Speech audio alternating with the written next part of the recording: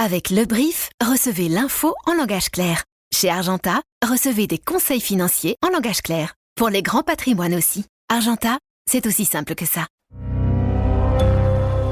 Bonjour à toutes et à tous, nous sommes le mercredi 26 août et voici notre regard sur l'actualité, l'essentiel pour celles et ceux qui ont l'esprit d'entreprendre. Le Brief de l'Écho. Bras de fer à 1 milliard d'euros entre les entreprises énergétiques et l'État. Les producteurs d'électricité et les entreprises pétrolières dénoncent la taxe sur les surprofits. Elles ont lancé plus de 200 procédures judiciaires.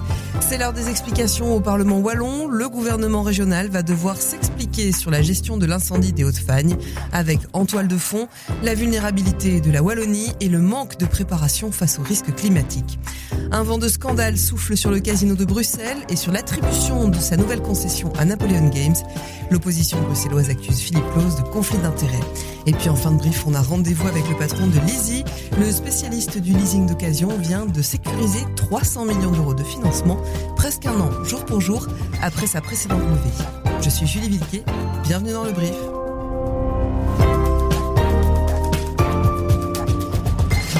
Le Brief. Cette info dès 7h. Plus d'1 milliard d'euros, c'est le montant que les entreprises de l'énergie réclament à l'État belge. Elles veulent récupérer les taxes sur les surprofits payés pendant la crise énergétique. On s'en souvient en 2022 et 2023, avec l'explosion des prix de l'énergie après l'invasion en Ukraine, la Belgique avait décidé de taxer les producteurs d'électricité et les entreprises pétrolières. Résultat, 1,9 milliard d'euros qui avaient été prélevés. Aujourd'hui, le secteur conteste une grosse partie de cette facture. Plus de 200 procédures judiciaires sont en cours pour environ 1,1 milliard d'euros. La plus grosse demande vient d'Engie Electrabel. Le groupe réclame à lui seul le remboursement de 746 millions d'euros. Le problème, c'est qu'il faudra encore patienter. Certaines procédures pourraient se prolonger jusqu'en 2028. Et pendant ce temps, avec la remontée des prix du pétrole et du gaz, le débat sur une nouvelle taxe sur les surprofits est déjà de retour sur la table politique. Le Parlement wallon se penche aujourd'hui sur l'incendie des Hauts-de-Fagne qui a ravagé plus de 3000 hectares de nature. Le gouvernement régional va devoir s'expliquer sur la gestion de cette catastrophe. Mais derrière tout ça, c'est une question beaucoup plus large qui se pose. La Wallonie est-elle prête à faire face à des risques climatiques appelés à devenir plus fréquents et plus intenses ? On en parle avec toi, François-Xavier Lefebvre. Salut. Bonjour Julie. Alors, on parle ici de risques systémiques amenés à se reproduire. L'IWEPS, l'Institut Wallon de l'évaluation, de la prospective et de la statistique est clair. Il nous le dit comme ça, la Wallonie n'est pas prête. La Wallonie n'est pas prête. Alors d'abord, peut-être parler de risque systémique, c'est-à-dire qu'on a eu un feu, une catastrophe naturelle dans la Haute-Fagne, mais qu'il y a eu une série de conséquences en cascade. On peut parler de l'activité touristique qui a été mise à l'arrêt.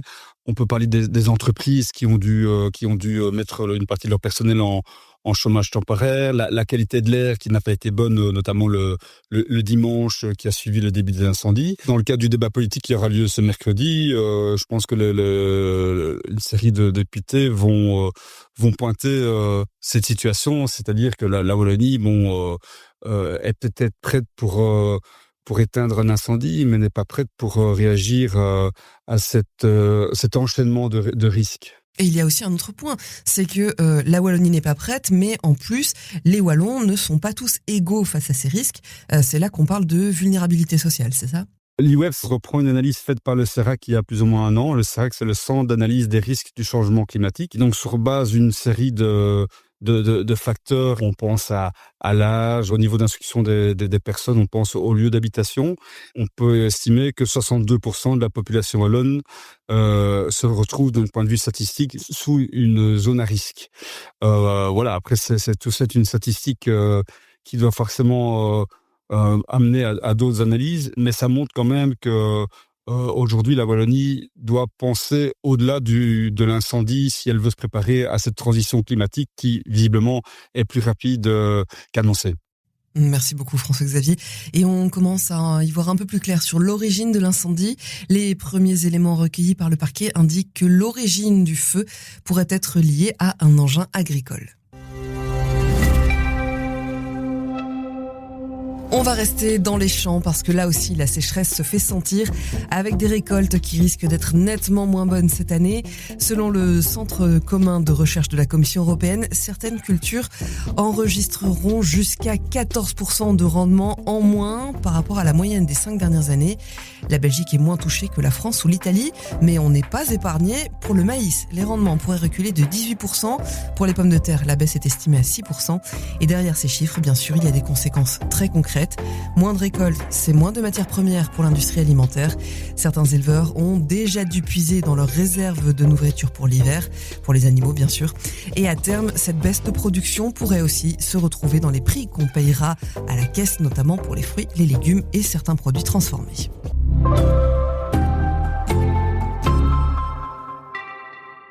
Je l'évoquais en titre, le casino de Bruxelles ne changera peut-être pas d'exploitant. Le Conseil d'État doit rendre sa décision cette semaine.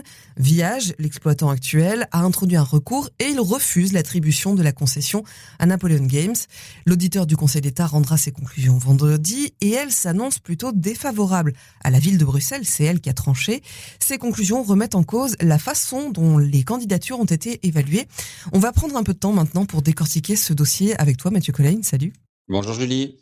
Alors Mathieu, avant de parler du conflit d'intérêts, explique-nous qu'est-ce qui peut faire capoter l'attribution du casino à Napoleon Games ? Grosso modo, c'est l'arrêt du Conseil d'État qui est attendu en fin de semaine et apparemment Viage a des arguments puisque l'auditeur a déjà été assez sévère avec le processus de sélection qui a fait gagner Napoleon Games, qui a été organisé par la ville de Bruxelles. Donc, à ce stade, l'attribution n'est pas encore annulée, mais on sait que le Conseil d'État suit généralement les conclusions de l'auditeur. Alors, Mathieu, il y a une autre polémique dans ce dossier. Philippe Claus, le bourgmestre de Bruxelles, est aussi administrateur du Sporting d'Anderlecht, et c'est là qu'il faut suivre. Et Napoleon Games est aussi un important sponsor d'Anderlecht. Dans l'opposition communale, Écolo estime donc que le bourgmestre aurait dû se retirer de la décision du casino pour éviter un conflit d'intérêts. Alors effectivement, c'est une situation qui est connue, puisque Philippe Claus est entré au CA d'Anderlecht en 2020. À l'époque déjà, Écolo avait signalé que c'était problématique. Maintenant, Écolo invoque un code déontologique qui a été adopté récemment par la ville et donc qui interdirait tout mandataire d'agir, dans les intérêts d'un opérateur auquel il serait lié directement ou indirectement. Donc là, il peut y avoir un débat sur ce sujet. Évidemment, la question qui est posée met quand même Philippe Claus en difficulté. Oui, d'autant qu'il y a un autre élément. À l'Écho, on a pu avoir accès au projet de Napoleon Games et Anderlecht devrait occuper une place de partenaire privilégié avec le casino. Donc bon, si le Conseil d'État casse effectivement cette attribution, les conséquences pourraient être importantes pour la ville de Bruxelles. Il y a tout un timing de procédure auquel il faut penser. Donc pour l'instant, c'est un recours en suspension. Donc ça veut dire que si la concession est suspendue, ça pourrait inviter la ville à remotiver sa décision en fonction des remarques du Conseil d'État. Après, il y a une procédure en annulation qui peut être introduite. Et là, on se retrouve devant un vrai problème puisqu'il faudrait refaire une procédure. Ça prend plusieurs mois. Or, la prochaine concession démarre au 1er janvier 2027. Donc, le risque, c'est de se trouver sans concessionnaire finalement, avec un casino sans activité, avec des rentrées fiscales qui seraient mises en péril. Et c'est ce que dénonce également Écolo dans sa plainte. Merci Mathieu. Et on peut retrouver toutes tes explications dans ton article en ligne. Je mettrai le lien dans les notes de l'épisode, bien sûr. Si vous voulez acheter un logement, vous vous en êtes probablement déjà rendu compte. Les taux hypothécaires continuent de grimper. Ici en Belgique, ils atteignent même leur plus haut niveau depuis 15 ans. Pour un crédit à taux fixe sur 25 ans, le taux moyen est désormais de 4,26%. Et sur 20 ans, il vient de dépasser les 4%. Concrètement, emprunter coûte beaucoup plus cher qu'il y a quelques années. Pour un crédit de 300 000 euros sur 25 ans, la mensualité dépasse désormais les 1 600 euros.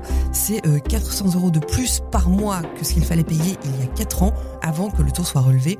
Cette remontée, elle s'explique notamment par les tensions au Moyen-Orient, par les prix élevés de l'énergie et par la crainte d'un retour de l'inflation. Les marchés s'inquiètent aussi de l'endettement croissant des États. Et donc pour l'instant, rien ne laisse vraiment penser que ces taux vont redescendre prochainement.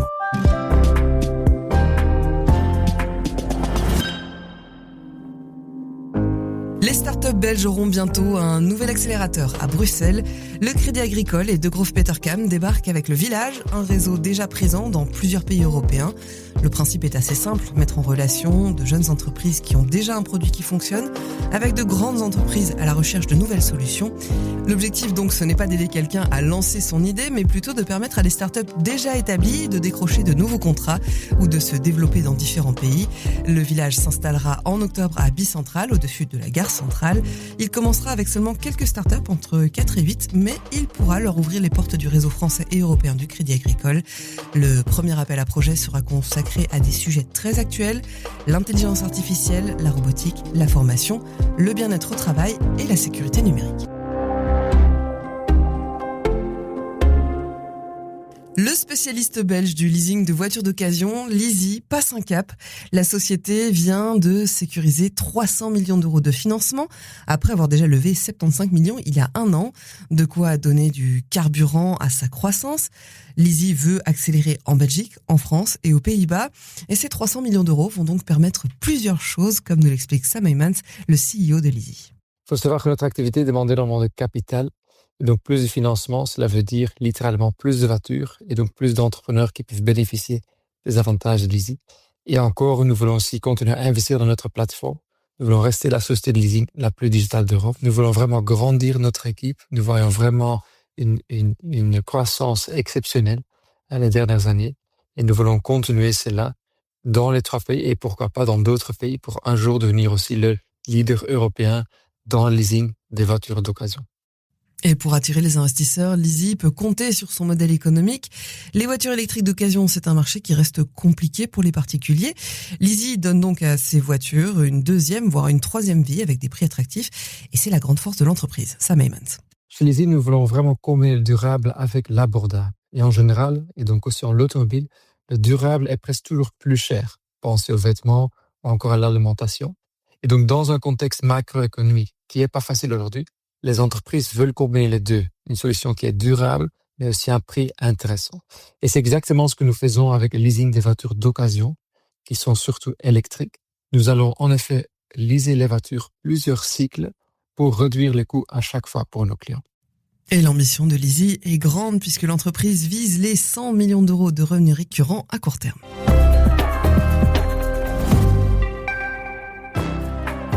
On termine ici pour aujourd'hui, mais l'actu continue sur le site et sur l'app de l'Écho, sur nos réseaux sociaux aussi. Je vous invite à aller y faire un tour.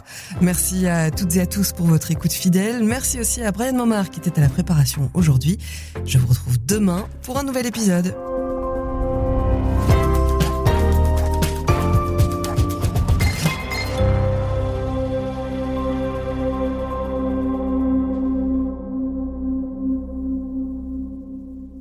C'était l'essentiel de l'info en 7 points avec le brief. Chez Argenta, l'essentiel tient en 2 points. Voici le bref. Premier point.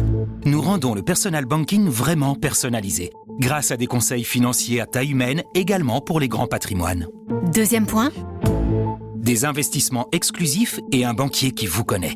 Voici comment nous faisons la différence chez Argenta, avec des conseils qui vous correspondent vraiment. C'était le bref d'Argenta. C'est aussi simple que ça.